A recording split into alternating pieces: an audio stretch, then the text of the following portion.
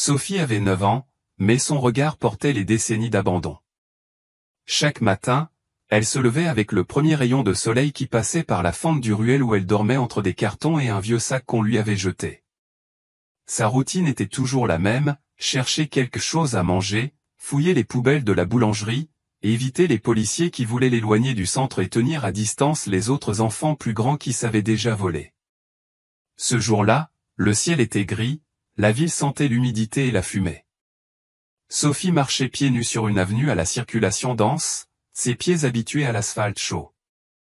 Dans une main, elle tenait un morceau de pain dur trouvé par terre, dans l'autre, un bout de tissu qu'elle utilisait pour se sécher le visage. Elle avait faim, bien sûr, mais plus que cela, elle avait peur. Peur de disparaître et que personne ne le remarque. De l'autre côté de la ville, Thomas Sauveterre ne pensait à rien de tout cela. Son monde était fait de murs de verre, de bureaux silencieux et de voitures de luxe. À son âge, il était l'un des pharmaciens les plus reconnus du pays. Son agenda était rempli de réunions, mais sa maison était vide de vie depuis qu'il avait perdu sa fille Camille dans un accident de voiture il y a 3 ans. Il vivait de manière automatique, allait au travail, donnait des ordres et retournait chez lui sans saluer le portier. Ce matin-là, Thomas conduisait sa voiture noire en direction du centre, pour une réunion qu'il ne se souvenait même plus bien. Il avait l'air conditionné au maximum, la musique au minimum et les yeux perdus dans le rétroviseur. Il dormait mal, mangeait peu, et parfois il avait l'impression qu'il était encore en vie par inertie. À un feu rouge, il ferma les yeux pendant une seconde, juste une, mais ne les rouvra plus. Sophie l'avait remarqué. Elle était sur le trottoir, attendant que les voitures avancent pour demander des pièces aux passants. C'est là qu'elle remarqua quelque chose d'étrange, un homme, appuyé contre le siège du conducteur, la bouche légèrement ouverte, les yeux fermés et la tête inclinée. Au début, elle pensa qu'il dormait, mais le moteur tournait toujours, les fenêtres étaient fermées et il ne réagissait pas. Elle s'approcha davantage, frappa le verre. « Rien, monsieur, murmura-t-elle, sachant que personne ne l'entendrait. Elle regarda autour d'elle, personne ne semblait voir ce qu'elle voyait. Elle courut alors vers un chantier à moitié terminé, quelques mètres plus loin, se glissa parmi les débris et trouva ce qu'elle cherchait, un vieux marteau. Elle courut de nouveau, leva le bras et, de toutes ses forces, frappa la vitre latérale. Le verre éclata en 1000 morceaux, le bruit ressemblait à un coup de feu en plein trafic. Quelques piétons se retournèrent. Sophie passa son bras à travers la fenêtre brisée, tourna la poignée de la porte et l'ouvrit. L'homme était toujours inconscient, mais respirait. Un chauffeur de taxi s'approcha en criant, pensant qu'elle voulait voler quelque chose. D'autres commencèrent à filmer. Sophie recula, effrayée, toujours le marteau en main. En quelques secondes, une ambulance qui passait à proximité s'arrêta à cause du vacarme. 2 paramédics descendirent précipitamment. « Fillette, éloigne-toi » cria l'un d'eux pendant qu'il vérifiait l'homme. Sophie laissa tomber le marteau et courut jusqu'à se perdre dans les ruelles. Elle ne savait pas si elle avait bien agi ou non, elle savait juste que son cœur battait si fort qu'il lui faisait mal à la poitrine. Des heures plus tard, à l'hôpital, Thomas ouvrit les yeux. Un médecin lui expliqua qu'il avait eu une chute de tension et que s'il ne l'avait pas sorti de la voiture à temps, il ne serait peut-être pas éveillé maintenant. « Qui m'a trouvé ?» demanda Thomas d'une voix rauque. « Une petite fille, lui répondit-on. Ils disent qu'elle a brisé la vitre et crié jusqu'à ce que quelqu'un s'approche. » Thomas fronça les sourcils, il ne comprenait pas. « Une petite fille ? Qui ferait une chose pareille ?» Gloria Moreau, son assistante personnelle, arriva quelques minutes plus tard, son ordinateur portable en main. Elle lui montra une vidéo qui était devenue virale sur les réseaux sociaux, une petite fille blonde, sale, portant un t-shirt rose, brisant la vitre de sa voiture avec un marteau. Thomas se redressa lentement sur la civière et s'approcha de l'écran. L'image se figea sur le visage de la petite fille, juste au moment où elle regardait à l'intérieur de la voiture. Quelque chose dans son expression le glaça. Le pendentif qu'elle portait autour du cou était identique à celui que Camille portait le jour de sa mort. Cela ne pouvait pas être. Ou peut-être que si, car à cet instant, son cœur oubliait complètement la logique, et pour la première fois depuis des années, Thomas Sauveterre eut peur.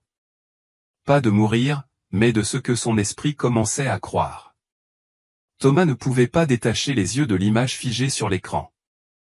La petite fille avait le visage sale, les lèvres gercées par le froid ou la déshydratation, et les cheveux en bataille, comme si le vent y vivait.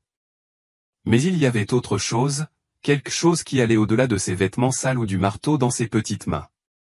C'était le pendentif, un petit cœur bleu avec une fissure au centre, comme s'il était brisé de l'intérieur.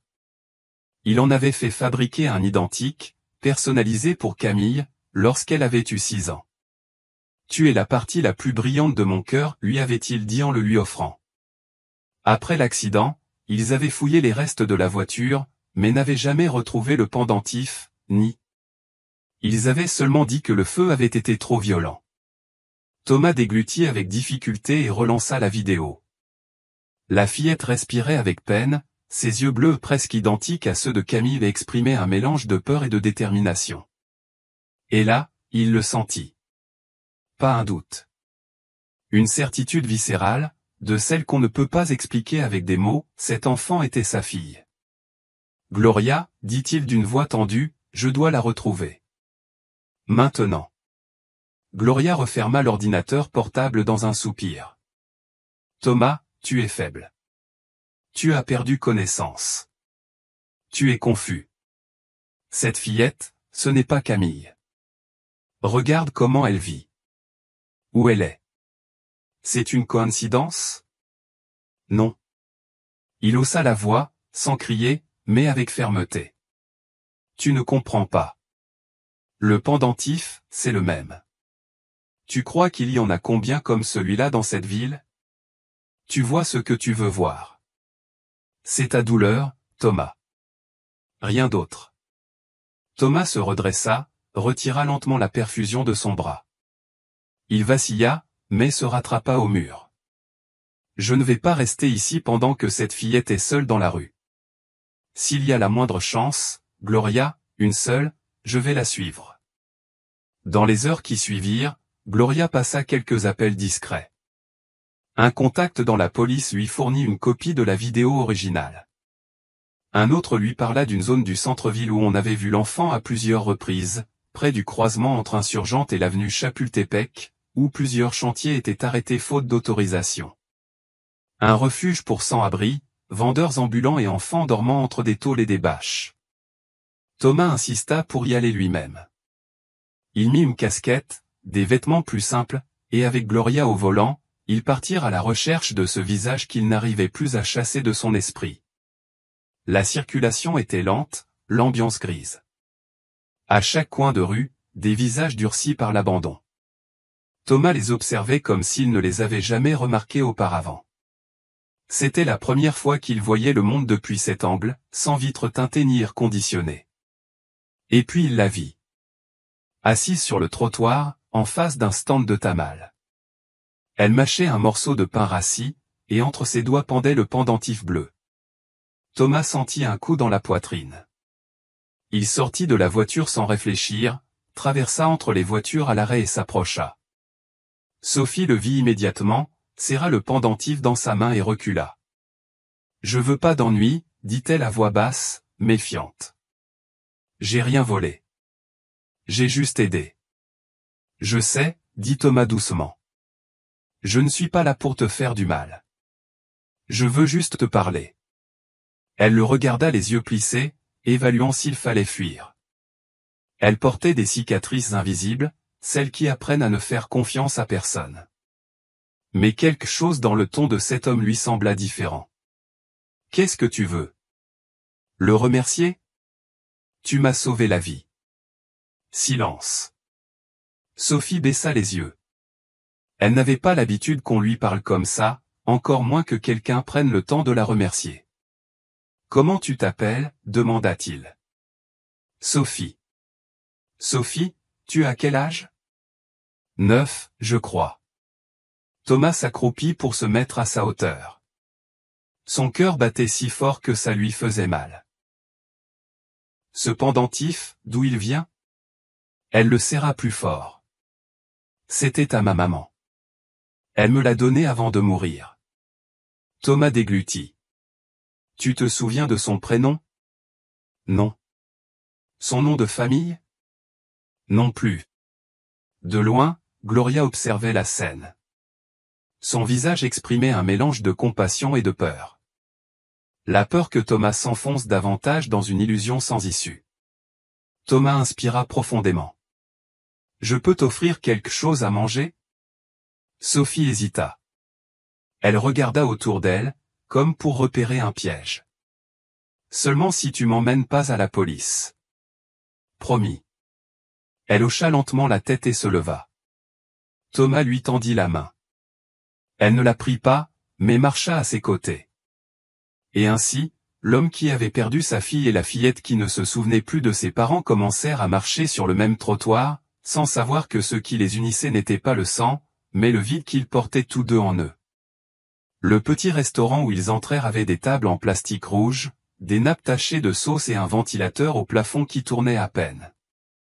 Ce n'était pas le genre d'endroit où Thomas avait l'habitude d'aller, mais pour Sophie, c'était du luxe. Quand la serveuse s'approcha, la fillette baissa la tête, comme si elle craignait de se faire gronder d'être entrée. « Commande ce que tu veux, » dit Thomas d'une voix calme. Sophie leva les yeux, incertaine. « Vraiment? » ?»« Bien sûr. »« Tu as faim? » ?»« Non. » Il acquiesça, ses yeux se posèrent sur le menu en carton. Il ne savait pas bien lire, mais il reconnut le mot « quesadilla ». Il la pointa du doigt. « Une quesadilla au fromage. »« Elle peut être avec de la viande, avec tout ce que tu veux, » répondit-il. La serveuse prit note et s'éloigna. Gloria, qui les avait suivis, s'assit à la table voisine, feignant de regarder son téléphone portable sans les quitter des yeux. Sophie mangeait avec un mélange de hâte et de culpabilité. Chaque bouchée était comme un souvenir des jours passés avec sa mère, de l'époque où elle dormait encore dans une vraie chambre. Mais ces souvenirs s'accompagnaient de douleur, et elle les repoussait au fond d'elle-même à chaque bouchée. Thomas l'observait avec attention à chaque geste, chaque mot, chaque silence. Sa tête lui disait que Gloria avait raison, c'était une coïncidence, une illusion nourrie par la douleur. Mais son cœur lui criait le contraire. « Et depuis quand es-tu à la rue ?» demanda-t-il doucement. « Je ne sais pas » répondit-elle sans lever les yeux. « Depuis que ma mère est tombée malade. On a été dans un refuge un moment, mais après je suis parti. »« Tu n'as pas de famille ? » ?»« Je crois que non. » Thomas sentit un nœud dans sa poitrine. « Et tu as toujours vécu ici, en ville ?» Sophie haussa les épaules. « On déménageait tout le temps. Parfois on dormait dans des maisons abandonnées, parfois chez d'autres gens. Ma mère disait de ne faire confiance à personne. » Un silence s'installa à la table pendant quelques secondes. « Je peux te poser une question, » dit Thomas. Sophie acquiesça sans lâcher sa quesadilla. « Ce pendentif, il a toujours été à toi ?» Elle le sortit de sous son chemisier sale et le regarda. « Ma mère l'avait depuis que j'étais toute petite. Un jour je lui ai demandé d'où il venait, et elle m'a dit que c'était d'une histoire triste. Je peux le voir ? » Elle hésita, puis lentement, elle le retira de son cou et le tendit à Thomas. Il le prit entre ses doigts. Il était identique à la forme, l'éclat, la petite fissure au centre. C'était le même pendentif qu'il avait fait faire pour Camille. Ses mains se mirent à trembler. « Qu'est-ce que ça signifie ?» demanda-t-elle. Thomas avala sa salive. « C'était un cadeau que j'ai offert à quelqu'un de très important pour moi. » Elle le regarda fixement. Son regard n'était pas celui d'une enfant. Il était vieux, comme si le temps lui avait volé l'enfance trop tôt. « À ta fille ?» Il hocha la tête. Elle s'appelait Camille. « Et qu'est-ce qui lui est arrivé ?» Thomas détourna le regard. « Elle est morte dans un accident. Elle avait ton âge. » Sophie baissa la tête en silence, puis tendit la main et reprit le pendentif. « Je suis désolé. »« Merci » répondit-il d'une voix à peine audible. Dans la voiture du retour, Gloria finit par parler. « Ce n'est pas sain, Thomas. Cette fille n'est pas Camille, tu le sais. Et si c'était elle, l'ADN ne ment pas. Tu as déjà perdu ta fille une fois, tu veux te perdre toi aussi? Thomas se passa la main sur le visage. Il était épuisé. Je ne peux pas ignorer ce que je ressens. Il y a quelque chose. Je ne sais pas si c'est elle, mais cet enfant a besoin d'aide. Et si je peux la lui donner, je le ferai. Et donc? Tu vas l'adopter? L'installer chez toi comme si de rien n'était. Je vais commencer par lui donner un endroit où dormir cette nuit. Ensuite, on verra.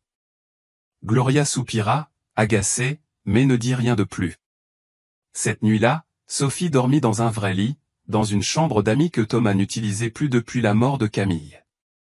D'abord, elle refusa. Elle s'assit dans un coin, les genoux serrés contre elle, les yeux grands ouverts.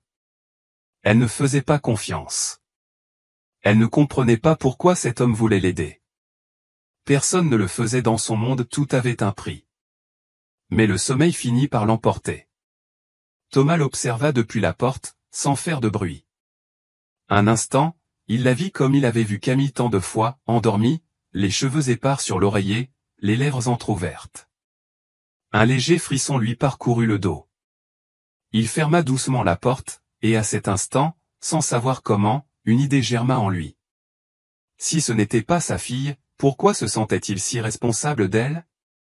Et si le destin ne consistait pas à retrouver ce qu'on a perdu, mais à découvrir ce qu'on peut encore aimer? Le lendemain matin, Sophie se réveilla en sursaut.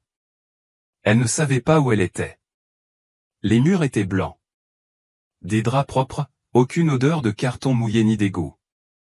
Il lui fallut quelques secondes pour se souvenir de ce qui s'était passé. Elle s'assit lentement sur le lit, les pieds suspendus, comme si elle craignait de salir le sol impeccable. Sur la table de chevet, un plat avec une brioche et une tasse de lait tiède. Elle les regarda avec méfiance. Autour d'elle, le silence était si dense qu'il en devenait douloureux. Elle était habituée au bruit constant, les voitures, les cris, les chiens errants, les ronflements d'un sans-abri proche. Ici, le silence semblait l'observer. Thomas était dans la cuisine, en train de préparer du café. Pour la première fois depuis des années. Il n'en avait jamais eu besoin auparavant, il y avait toujours quelqu'un pour s'occuper du petit déjeuner, du ménage, de l'ordre. Mais ce jour-là, il avait voulu tout faire lui-même, comme si cela pouvait, d'une certaine manière, lui rendre une part de lui-même oubliée. Lorsqu'il entendit des pas nus s'approcher, il se retourna. « Bonjour, Sophie. » Elle acquiesça sans un mot, encore sur ses gardes, comme un animal blessé qui ne baisse jamais sa défense, même face à de la nourriture. « Tu as bien dormi? » « Oui, » murmura-t-elle. « Et toi? » Thomas sourit. « Je ne m'attendais pas à la question. »« Mieux que d'habitude. » Elle s'approcha de la table, reniflant l'air. « C'est du pain avec du beurre et de la confiture à la fraise. Tu aimes? » Sophie haussa les épaules. Elle ne se souvenait plus de la dernière fois qu'elle avait goûté à quelque chose de semblable. « Assieds-toi, mange tranquillement, » dit Thomas en lui servant du lait. « Ici, personne ne te fera de mal. » Elle s'assit lentement, prit le pain à deux mains comme s'il s'agissait de quelque chose de sacré, et commença à manger en silence. Gloria apparut sur le seuil de la porte, téléphone à la main, l'air contrarié. « On a une réunion à 10 heures, » rappela-t-elle à Thomas. « Qu'est-ce que tu vas faire avec elle? »« Je l'emmène avec moi. Je ne vais pas la laisser seule à la maison. Elle ne me fait pas encore confiance. Je ne veux pas qu'elle pense que je l'ai amenée ici pour l'enfermer. » Gloria souffla bruyamment. « Ça devient incontrôlable. » Thomas s'approcha d'elle et baissa la voix. « Je ne suis pas fou, Gloria. Ce que je ressens pour cette petite, je ne sais pas l'expliquer, mais c'est réel. Je ne sais pas si c'est à cause de Camille ou du vide qu'elle a laissé en partant, mais j'ai besoin de faire ça.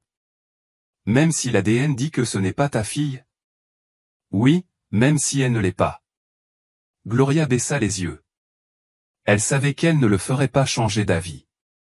Quand Thomas avait une idée en tête.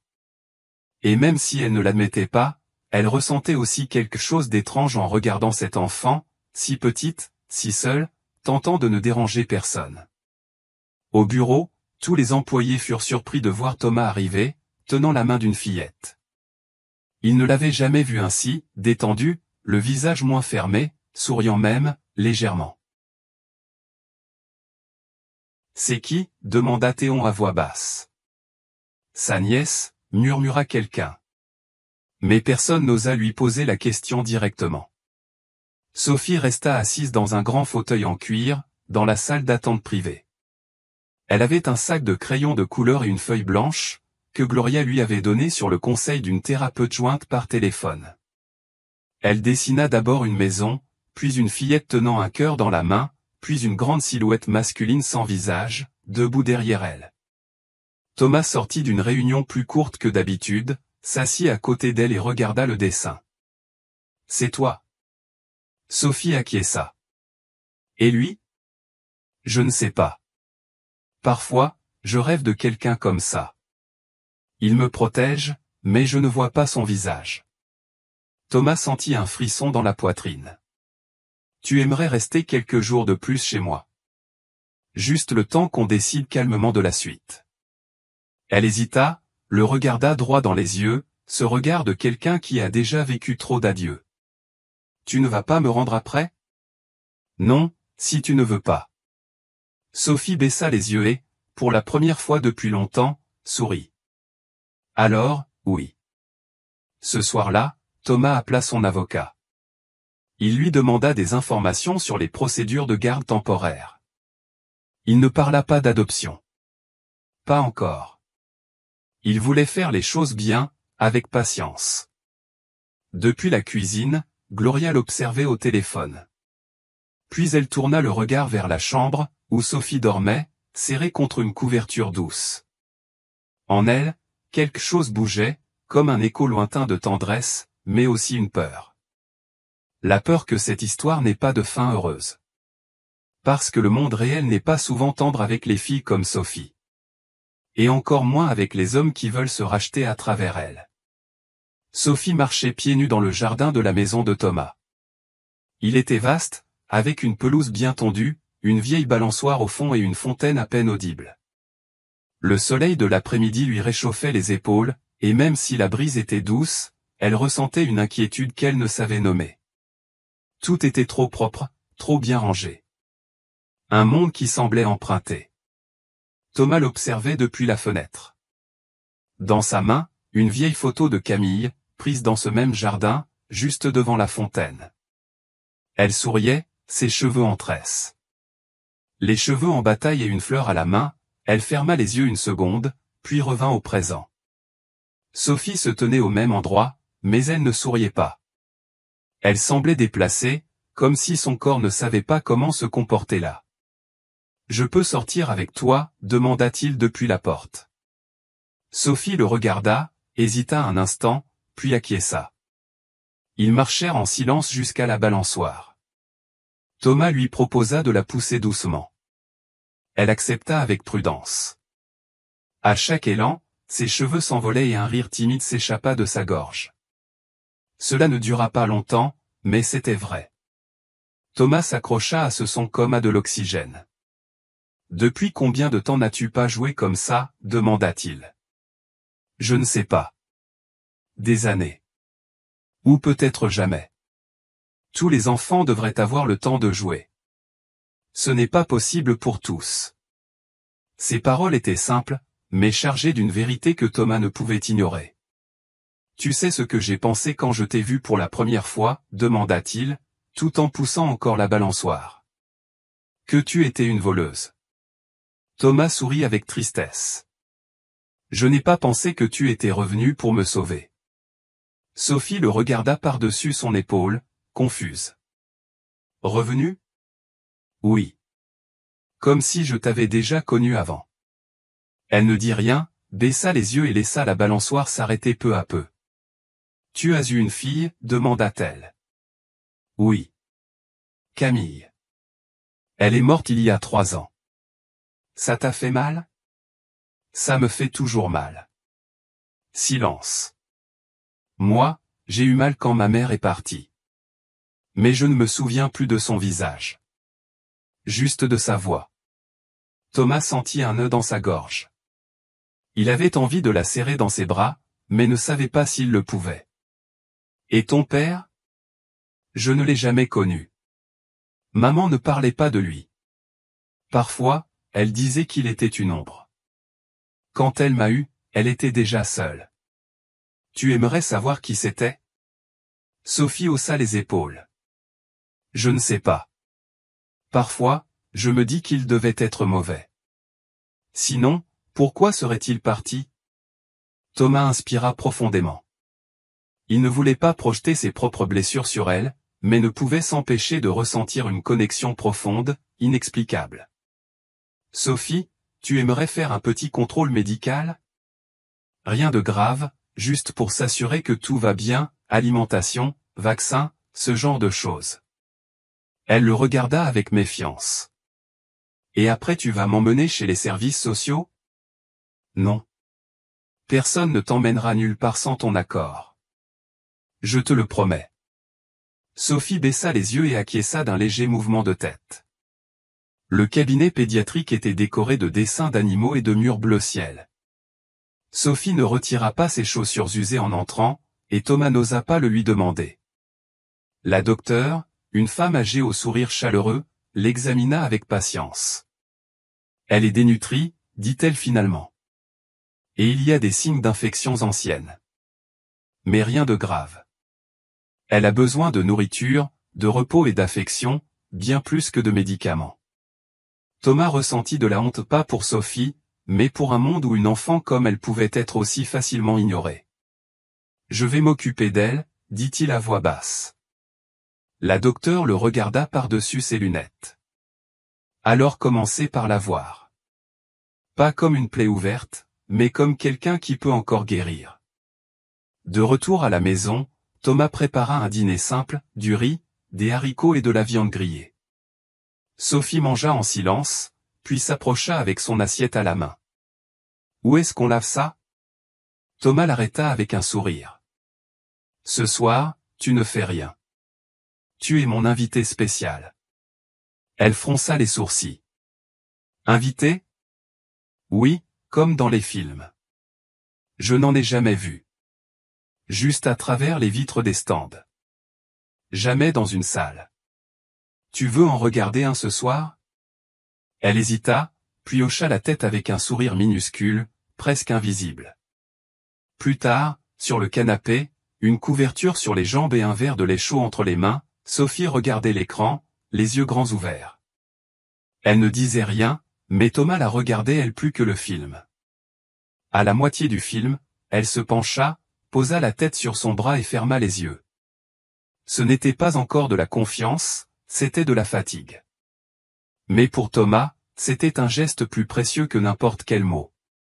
À cet instant, il comprit quelque chose, peut-être que Sophie n'était pas sa fille, mais lui, peut-être qu'il pouvait être son père. Les jours suivants passèrent comme dans une brume légère. Rien ne semblait urgent, mais tout était nouveau pour Sophie. Vivre dans une maison signifiait apprendre des choses que les autres tiennent pour acquises, comment utiliser une douche chaude, comment choisir ses vêtements, comment manger assise à une table sans se sentir observé. Pour Thomas, c'était comme sentir à nouveau le monde tourner. Chaque matin, il préparait le petit déjeuner.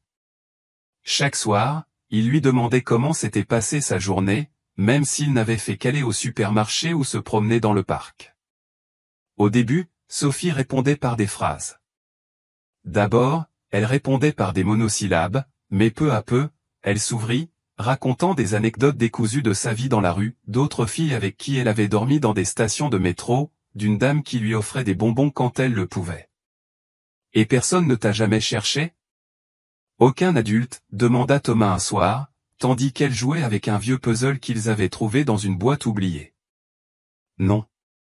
Parfois, on me disait qu'on allait m'emmener chez les gens du gouvernement, mais je me cachais. Pourquoi? Parce qu'ils séparent les frères et sœurs. Et j'avais une amie qui veillait sur moi. Mais ils l'ont séparée de moi. Je n'ai plus jamais eu de nouvelles. Thomas n'insista pas. Il comprenait que la peur ne disparaît pas avec un repas ou une couverture. Sophie avait passé trop de temps à se protéger seule pour baisser la garde aussi facilement. Un après-midi, alors que Thomas consultait ses courriels dans son bureau, Gloria entra sans frapper. « Tu as une minute ?» « Bien sûr, » répondit-il sans lever les yeux. « J'ai parlé avec l'avocat. Il m'a expliqué comment fonctionne la tutelle temporaire. C'est possible, mais il y a un point. » Thomas la regarda, le front plissé. « Lequel ? » Ils vont exiger des papiers d'identité, un dossier médical, des informations sur les origines de la petite. Et nous n'avons rien. Légalement, Sophie n'existe pas. Thomas resta silencieux.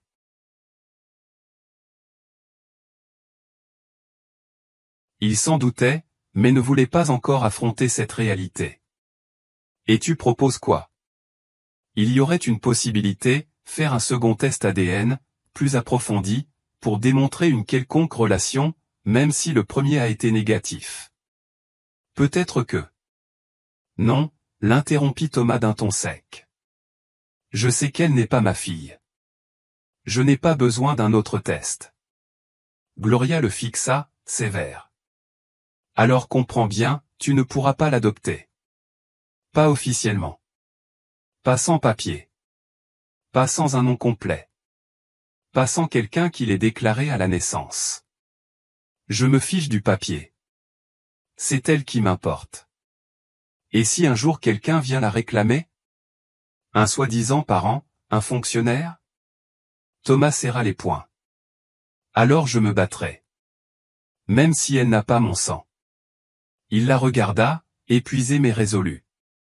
Tu crois que l'amour a besoin de preuves de laboratoire ? Gloria soupira. Elle savait qu'elle ne gagnerait pas cette conversation. Protège-la. Mais protège-la aussi de toi-même. Ne fais pas d'elle ton refuge. Ce n'est pas une seconde chance. C'est une enfant. N'oublie pas. Cette nuit-là, pendant que Sophie dormait, Thomas s'assit à côté de son lit et l'observa.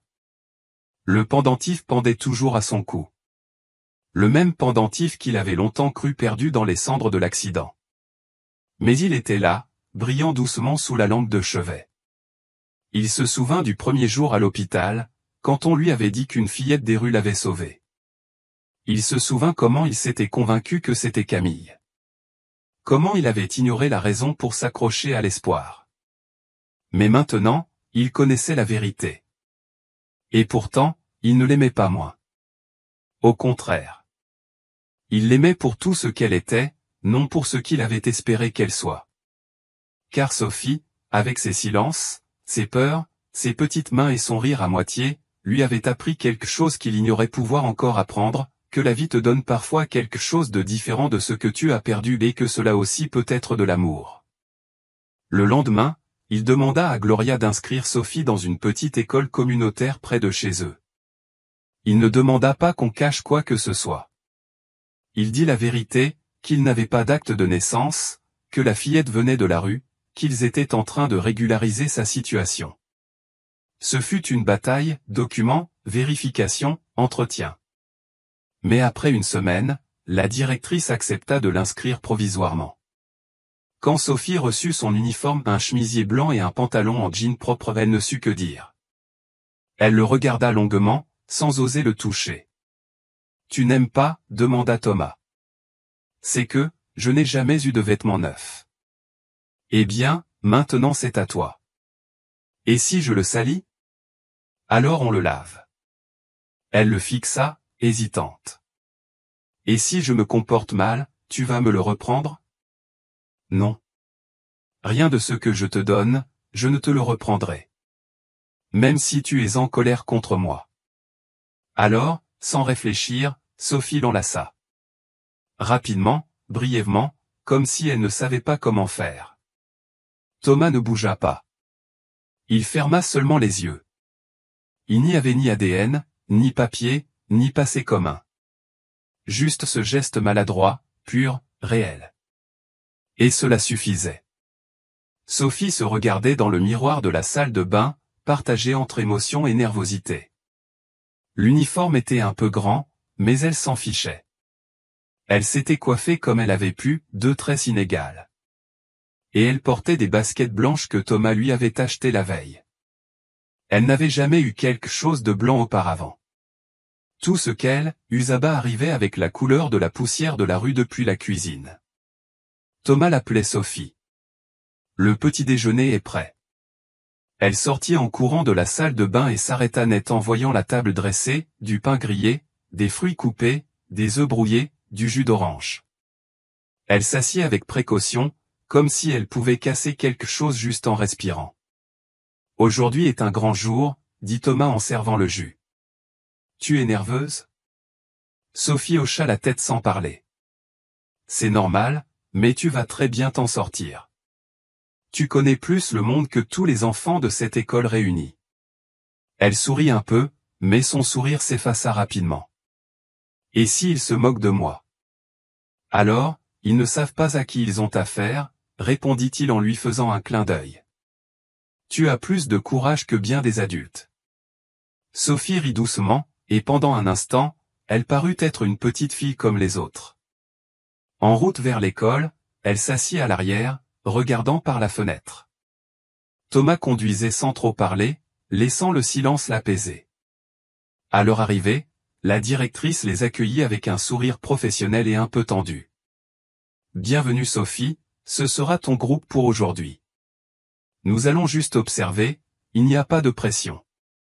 L'enseignante s'approcha gentiment et lui demanda de la suivre en classe. Sophie regarda Thomas comme si elle ne savait pas si elle pouvait lui lâcher la main.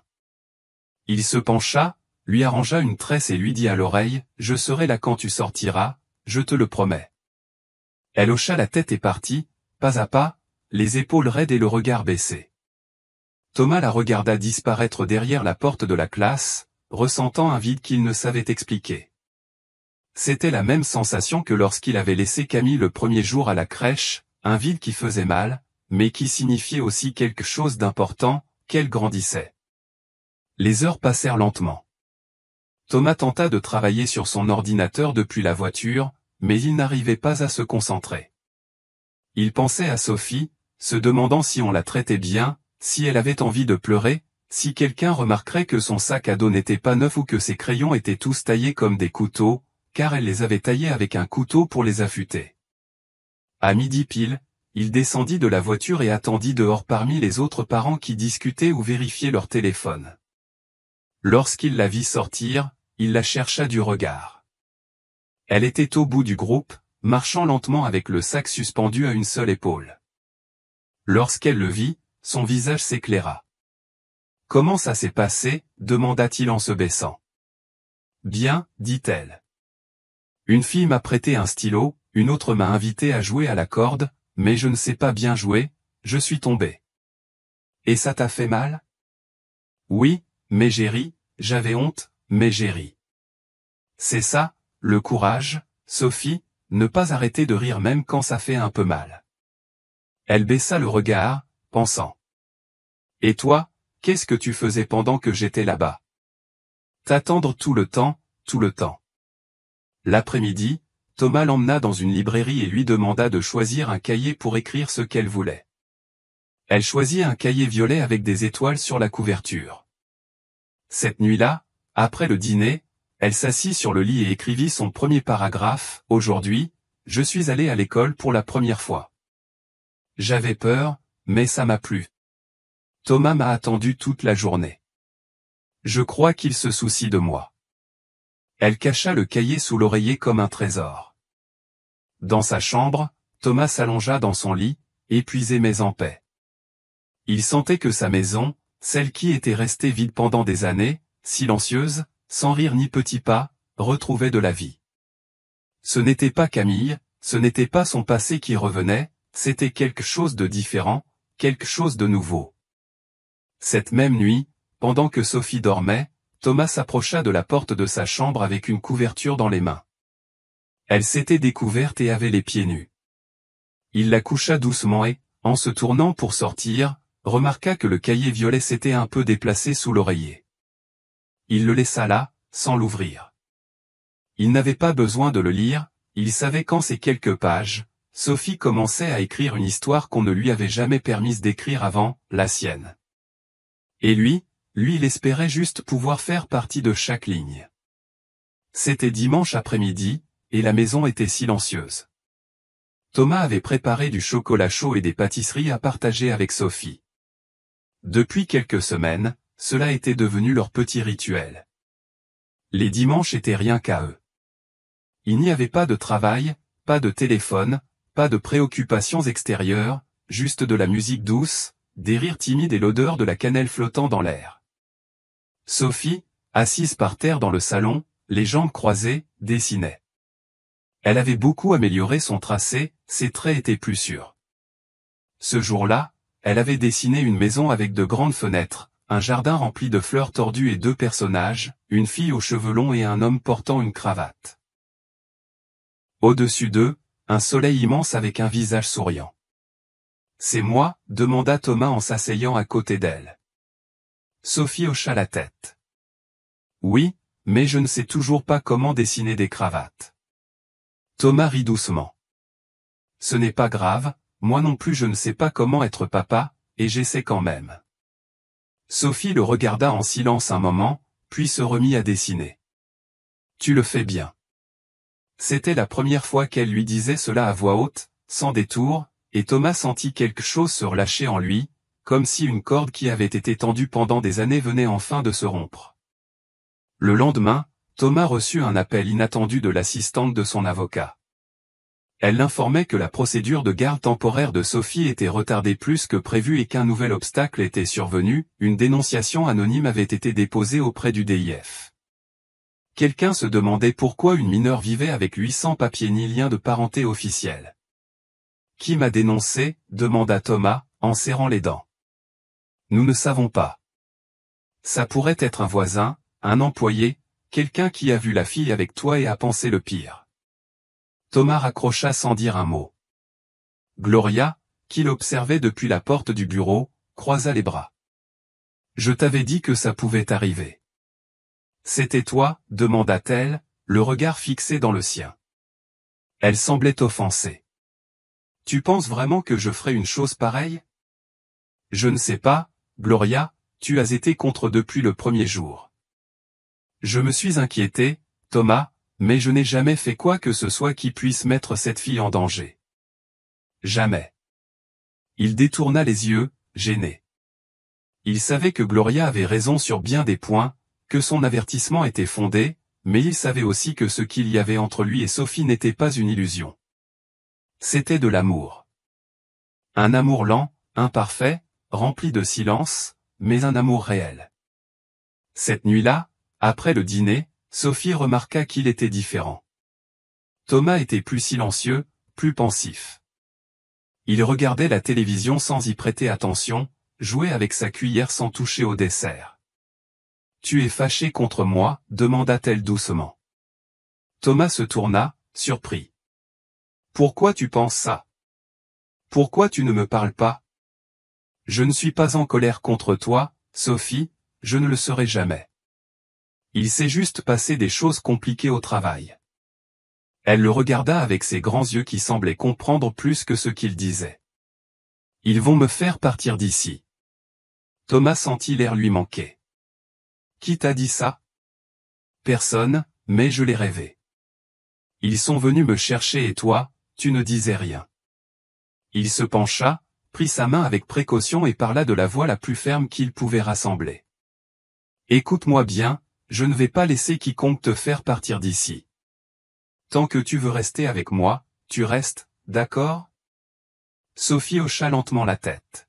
« Et si on m'emmène quand même ? Alors je te retrouverai 1, 2, 1000 fois. » Le lendemain matin, une travailleuse sociale arriva à la maison, portant un dossier avec des documents, des questions et une attitude amicale mais distante. « Ce n'est qu'une visite de routine, dit-elle en souriant. » Sophie était assise sur le canapé, le sac d'école sur les genoux. La femme lui posa des questions douces, ce qu'elle mangeait, comment elle dormait, si Thomas la traitait bien. Elle répondit poliment, mais avec les épaules tendues et le regard baissé. « Tu te sens en sécurité ici ? Oui. Tu voudrais rester? Oui. Tu lui fais confiance? Sophie leva les yeux. Elle ne répondit pas par des mots, mais prit la main de Thomas qui était à côté d'elle et la serra fort. La travailleuse sociale sourit. Ça me suffit. Lorsque la porte se referma derrière elle, Sophie poussa un soupir. Je n'ai pas aimé. Elle pose des questions comme si elle savait déjà les réponses. Thomas se baissa devant elle. Parfois, les adultes font ça, mais toi, tu as très bien répondu. Elle resta silencieuse un moment, puis demanda, pourquoi ils font ça? Parce qu'ils veulent être sûrs que tu vas bien, même si parfois ils se trompent dans la façon de faire. Sophie hocha la tête, acceptant que le monde soit injuste, mais qu'il y ait aussi des petites lueurs. Puis elle reprit son carnet violet et écrivit une phrase d'une écriture tremblante. Aujourd'hui, ils ont demandé si je voulais rester ici. J'ai dit oui, parce que cet endroit sent le pain et que je n'ai plus aussi peur. Thomas la regarda écrire depuis le couloir et sut que, même si les fantômes du passé revenaient, il se battrait. Pas pour la rédemption, pas par culpabilité, mais pour elle. Juste pour elle. Les pluies arrivèrent soudainement. Comme toujours, dans cette ville, ce matin-là, le ciel était gris et lourd. Thomas regardait par la fenêtre pendant que le café coulait lentement dans la cafetière. Le son du tonnerre au loin lui provoquait une étrange inquiétude. Il n'aimait pas ces journées-là depuis la mort de Camille, la pluie avait une autre signification. Sophie entra dans la cuisine, enveloppée dans un sweatshirt énorme qui lui arrivait presque aux genoux. Ses cheveux étaient mouillés et son visage légèrement pâle. « As-tu bien dormi ?» demanda Thomas, remarquant que ses yeux étaient plus fatigués que d'habitude. Elle haussait les épaules. « J'ai fait des cauchemars. »« Tu veux m'en parler ?» ?»« Non. » Thomas n'insista pas. Il lui prépara une tasse de lait chaud et la posa sur la table. Sophie la prit dans ses mains sans la boire, juste pour la tenir comme si c'était une ancre. « C'était ma mère, » dit-elle soudainement d'une voix basse.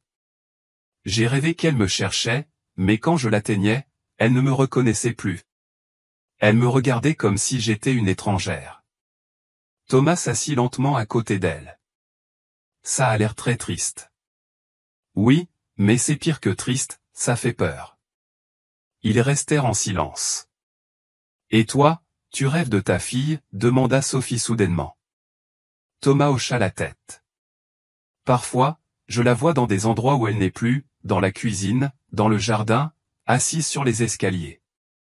Mais quand je m'approche, elle disparaît toujours. Et que fais-tu? Je me réveille, je reste là à regarder le plafond et je me dis que je dois la laisser partir, mais je n'y arrive pas.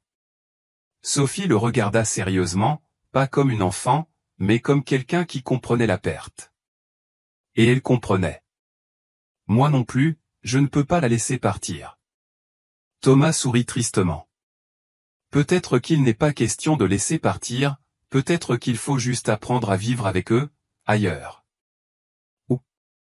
Ici, dit-il en se touchant la poitrine. Ce jour-là, Sophie ne se rendit pas à l'école. Le temps n'aidait pas et elle était trop abattue. Elle resta à la maison, dessinant dans son carnet violet pendant que la pluie frappait les vitres. Thomas travaillait dans son atelier, mais toutes les demi-heures, il venait la voir. Il lui apportait des fruits, lui proposait des couvertures, lui demandait si elle voulait regarder un film. Elle refusait tout avec un sourire timide, ne voulait que rester tranquille. Après-midi, Thomas remarqua que Sophie se frottait beaucoup les bras. Il s'approcha et lui toucha le front. Il était chaud. « Tu as de la fièvre ?» dit-il sérieusement. « Ce n'est rien, » répondit-elle sans arrêter de dessiner.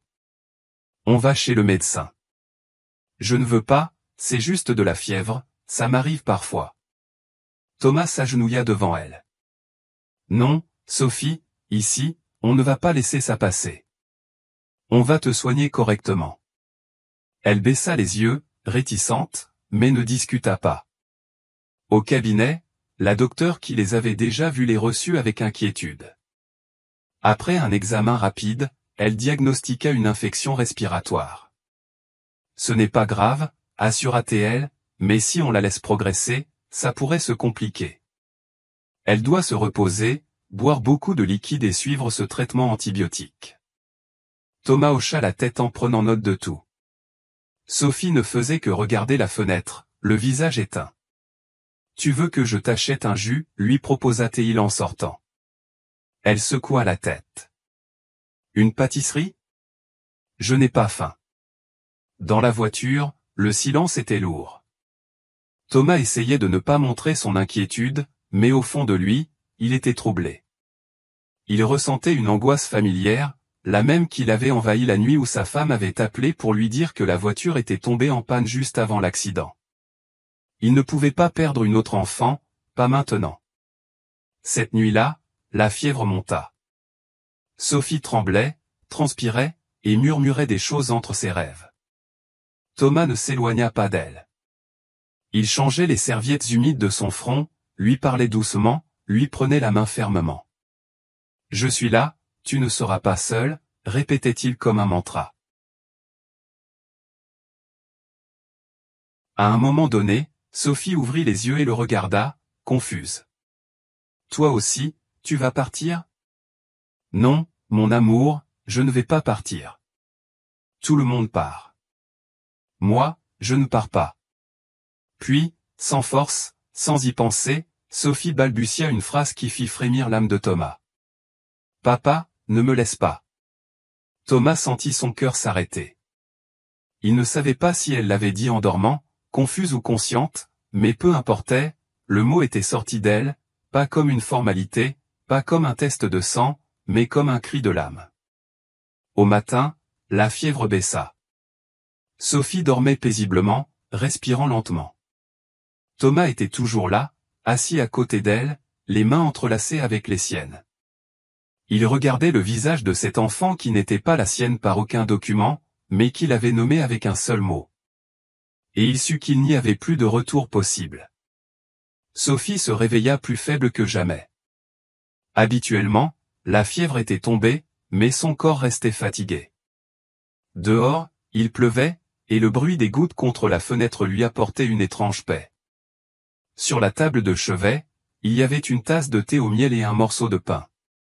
Thomas était entré peu de temps avant, sans faire de bruit, posant le petit déjeuner et la couvrant jusqu'aux épaules avec la couverture. Peu après, il revint avec un sourire calme. « Tu as bien dormi ?» demanda-t-il en s'asseyant à côté d'elle. « Un peu, ma tête me fait moins mal. » Thomas lui toucha le front du dos de la main. « Tu n'as plus de fièvre, tu vas mieux. » Sophie le regarda sérieusement. « Hier, je t'ai dit, papa. » Thomas hocha lentement la tête. « Oui. Tu attendais que je le dise ? » ?»« Non, » répondit-elle, « je n'attends rien de toi, que ce soit de ton cœur. Mais quand tu l'as dit, c'était l'un des moments les plus importants de ma vie. » Sophie baissa les yeux, le froncement de son sourcil marquait son inquiétude. « C'est que parfois j'ai peur, comme si en t'appelant ainsi, quelque chose de mauvais allait se produire, comme si on allait tout m'enlever encore une fois. » Thomas soupira et lui prit la main doucement. « Rien de tout cela ne disparaîtra, ni parce que tu le nommes, ni parce que tu le ressens. Tu n'es pas seule, Sophie. Je suis ici et je reste. » Elle le regarda un instant longuement, comme pour vérifier si c'était vrai. « Et si un jour je change d'avis ? Et si je me fâche contre toi ? Alors, nous en parlerons, nous pleurons si besoin, mais je ne partirai pas. » Sophie ferma les yeux un moment, puis sourit. « J'aime quand tu me dis que tu ne vas pas partir. » Thomas serra sa main et ne dit plus rien, car il y avait des promesses qui n'avaient pas besoin de beaucoup de mots, juste de la présence. Cet après-midi-là, quand elle se sentit assez forte, elle prit son cahier violet et écrivit une seule ligne, « Aujourd'hui, j'ai compris qu'une famille peut aussi être un choix, et j'ai déjà fait le mien. » Les jours suivants furent consacrés au repos et aux soins. Sophie, bien que encore un peu faible, souriait plus souvent, dormait mieux, mangeait avec plus d'appétit et passait des heures à dessiner dans son cahier violet. Parfois, elle sortait dans le jardin, une couverture sur les épaules, s'asseyant sous l'arbre, observant le ciel comme si elle cherchait des signes parmi les feuilles. Thomas l'accompagnait chaque fois qu'il le pouvait, parfois en silence, d'autres fois lui racontant des histoires de son enfance, des histoires simples, mais pleines de saveur de chez lui. Sophie l'écoutait attentivement, comme si chaque mot tissait de nouvelles racines sous ses pieds. Un après-midi, alors qu'elle arrosait les plantes avec une bouteille recyclée, elle s'arrêta soudainement et dit : « Parfois, je me sens mal d'être bien. » Thomas, qui l'observait depuis la terrasse, fronça les sourcils. « Comment ça ? » ?»« Parce que je sens que si je suis heureuse ici, c'est comme si j'oubliais ma maman. » Il s'approcha calmement et s'agenouilla à sa hauteur. « Tu n'oublies pas ta maman, Sophie. Tu la honores. Vivre heureuse ne gomme pas ce que tu as vécu avec elle, ça veut juste dire que tu es en train de guérir. Mais je me souviens de moins en moins de sa voix, murmura-t-elle, et ça me fait peur. » Thomas lui caressa les cheveux avec tendresse. « Parfois, les voix s'en vont, mais l'amour reste. Il est en toi, dans la façon dont tu regardes, dans la façon dont tu prends soin des choses. Elle est toujours là, même si tu ne l'entends pas. » Sophie resta silencieuse, digérant ses paroles, puis baissa les yeux vers le pendentif qu'elle portait toujours autour du cou. « Et toi, parfois tu oublies Camille. » Thomas avala difficilement sa salive. « Il y a des jours où je me souviens plus de ce que je ressens que de son visage. Mais je sais qu'elle serait heureuse de me voir sourire à nouveau, de te voir ici. » Sophie hocha la tête et reprit à arroser les plantes, cette fois avec un peu plus de légèreté. Cette nuit-là, Thomas reçut un appel de Gloria. Sa voix était excitée. « Thomas, une bonne nouvelle. La juge a avancé la date de l'audience finale d'adoption. Elle veut clôturer le processus rapidement, elle dit que tout est très clair. » « Nous avons une date, demanda-t-il, le cœur battant plus fort. »« Oui, la semaine prochaine. »« Prépare-toi et prépare Sophie. » Thomas raccrocha et prit une grande inspiration. Il se dirigea vers la chambre de l'enfant, où elle dormait déjà, son cahier posé sur la poitrine. Il le prit délicatement, le ferma et le posa sur la table de chevet. Il savait que ce cahier était rempli de cicatrices devenues des mots, et bientôt il serait aussi rempli de commencements. Au cours de la semaine, la maison se remplit d'une énergie différente. Ce n'était ni de l'anxiété ni de l'urgence, c'était de l'attente, une attente silencieuse pour quelque chose qui se sentait déjà réel, mais qui prendrait désormais une forme légale. Thomas organisa tous les documents avec Gloria, vérifia les dates, les horaires, les signatures. Tout était prêt pour l'audience finale d'adoption. Sophie, de son côté, semblait plus tranquille que tout le monde. Elle ne posait pas beaucoup de questions, ne parlait pas de l'audience, mais poursuivait sa journée comme si au fond elle savait qu'il n'y avait plus rien à craindre. Un après-midi, alors qu'ils étaient dans la cuisine en train de préparer des crêpes, Sophie brisa le silence. « Et si, après avoir signé tout ça, je regrette ?» Thomas, qui était en train de retourner une crêpe dans la poêle, s'arrêta un instant. « Tu as peur ? » ?»« Un peu. Pas de toi, juste que quelque chose change, que ce ne soit plus comme avant. » Thomas se baissa pour être à sa hauteur. « Rien ne changera si tu ne veux pas que ça change. Le papier n'est qu'une façon de dire au monde ce que toi et moi savons déjà. » Sophie le regarda sérieusement, comme elle le faisait quand elle réfléchissait profondément. « Alors je veux le faire, mais je veux rester moi. Tu seras toujours toi, Sophie. Tu n'as pas à devenir quelqu'un d'autre pour faire partie de quelque chose. » Elle hocha la tête, convaincue, et se remit à mélanger la pâte. Le jour avant l'audience, Thomas entra dans la chambre de Sophie avec une petite boîte. Dans ses mains, elle était allongée sur le lit, en train de lire. « J'ai quelque chose pour toi. » Sophie s'assit immédiatement, curieuse, et ouvrit la boîte avec soin. À l'intérieur, il y avait un pendentif neuf en forme de feuille, avec son nom gravé sur un côté et celui de Thomas sur l'autre. « Je veux que tu le portes demain, pas parce que tu dois, mais parce que je veux que tu aies quelque chose qui soit uniquement à nous. » Sophie caressa le pendentif avec ses doigts, émue. « Merci. Puis-je écrire quelque chose dans mon cahier à propos de cela ? » « Bien sûr. Tu vas le porter avec toi. Oui, et je vais écrire juste avant d'entrer dans la salle. Ce soir-là, Sophie écrivit. Demain, nous allons signer ce que je ressens déjà, non pas pour avoir un nouveau nom, mais pour embrasser tout ce que je suis. Je reste parce que je le veux. On m'adopte parce que je fais déjà partie de cette famille. Le papier dira ce que mon cœur crie en silence depuis longtemps. Voici ma famille. Elle ferma son cahier, le rangea dans son sac et s'endormit avec une tranquillité qu'elle ne connaissait pas auparavant, car cette fois, ce n'était pas la vie qui décidait pour elle, c'était elle qui choisissait de rester. Le matin de l'audience finale arriva avec un soleil doux, celui qui ne brûle pas mais éclaire tout. Thomas prépara le petit déjeuner tandis que Sophie finissait de tresser ses cheveux avec l'aide de Gloria. Elle portait une robe simple, bleu clair, et dans ses yeux se mélangeaient fermeté et nervosité. « Prête ?» demanda Thomas en la voyant sortir de la chambre avec son cahier violet sous le bras. « Prête, même si j'ai des papillons dans le ventre. Cela signifie que c'est important. » Ils montèrent dans la voiture et, pendant le trajet, ne parlèrent pas beaucoup. Sophie regardait par la fenêtre en caressant la couverture de son cahier, comme si elle pouvait en tirer de la force. Thomas gardait une main sur le volant et l'autre sur son genou, ferme et présent. Il n'était pas nécessaire de dire quoi que ce soit. Le tribunal avait le même ton neutre et les couloirs silencieux comme toujours, mais cette fois tout semblait différent. La juge les accueillit avec un regard chaleureux et la salle fut fermée pour préserver l'intimité du moment.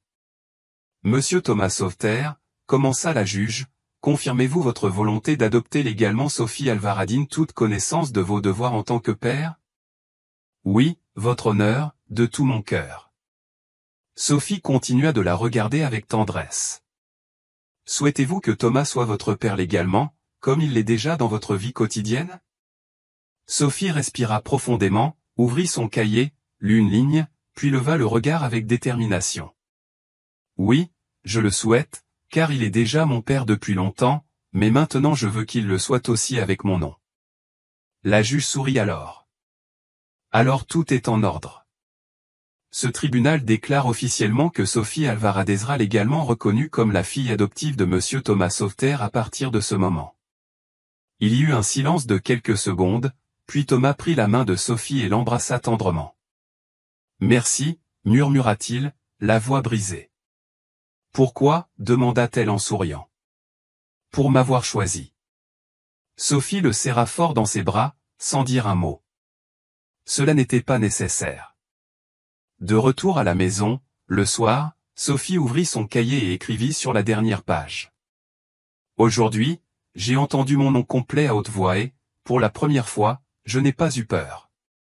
Ce n'est pas parce qu'on me l'a donné, mais parce que je l'ai choisi. Parce qu'aujourd'hui, la fin n'est pas un adieu, c'est un pour toujours. » Elle ferma le cahier, le plaça dans sa boîte à souvenirs et regarda Thomas depuis la porte. « Maintenant, notre histoire commence. » « Oui, ma fille, maintenant ça commence vraiment. » Des mois s'étaient écoulés depuis cette audience. Le nom Sauveterre figurait déjà sur tous les documents de Sophie, mais plus qu'en papier, il était dans sa manière de marcher, dans la confiance avec laquelle elle levait la main en classe, dans la certitude avec laquelle elle disait « ma maison » lorsqu'elle parlait de son nouveau foyer. Le panneau sur la porte de sa chambre disait « Sophie Alvarade Sauveterre », écrit de sa propre main. Les marqueurs de couleur n'avaient pas renoncé à leur passé, ils l'avaient embrassée, avec lui, ils avaient choisi un présent qui la faisait se sentir complète. Thomas continuait ses routines habituelles, travail, café le matin, jardin le week-end. Mais il ne mangeait plus seul, ni ne vivait en silence. Sophie remplissait chaque espace de ses histoires, de ses rires, de ses dessins et de ses questions infinies. Un samedi après-midi, alors qu'ils peignaient ensemble dans le jardin, Sophie s'arrêta et le regarda. « Tu crois que maman serait heureuse pour moi ? » Thomas posa son pinceau et répondit calmement. « Je suis sûr que oui, car elle te voit heureuse, parce que tu n'es pas seule. » Sophie hocha la tête, baissa les yeux et dessina une petite silhouette d'une femme à côté de la sienne et de celle de Thomas. Puis, elle écrivit en haut « Ma famille ». Cette nuit-là, avant de s'endormir, elle ouvrit son nouveau carnet, celui qu'elle avait commencé juste après l'adoption, et écrivit une phrase à la première page. Toutes les familles ne naissent pas du même endroit. Certaines se trouvent lorsqu'elles ont le plus besoin les unes des autres, et quand elles se choisissent vraiment, elles durent pour toujours. Elle ferma le carnet, le plaça sous son oreiller et éteignit la lumière. Thomas, depuis la porte, la regarda en silence. Il ne dit rien, il sourit simplement, car il savait qu'à partir de ce moment-là, les fins ne feraient plus mal comme avant. Parce que lorsque l'amour se choisit, il n'y a pas d'orphelin qui ne guérisse. Si cette histoire vous a touché autant que nous lorsque nous l'avons racontée, nous vous invitons à laisser votre commentaire en nous disant quelle partie a le plus touché votre cœur. Est-ce le courage de Sophie, la tendresse de Thomas, ou cet instant où ils se sont choisis sans avoir besoin de sang ni de papier? N'oubliez pas de liker la vidéo et de la partager avec quelqu'un qui croit également que les familles se construisent avec l'amour. Et si vous aimez des récits comme celui-ci, remplis d'espoir, d'émotion et de seconde chance, abonnez-vous à la chaîne pour ne pas manquer nos prochaines histoires. Nous voulons savoir d'où vous regardez cette vidéo, écrivez-le dans les commentaires. Nous adorons voir jusqu'où nos mots peuvent aller.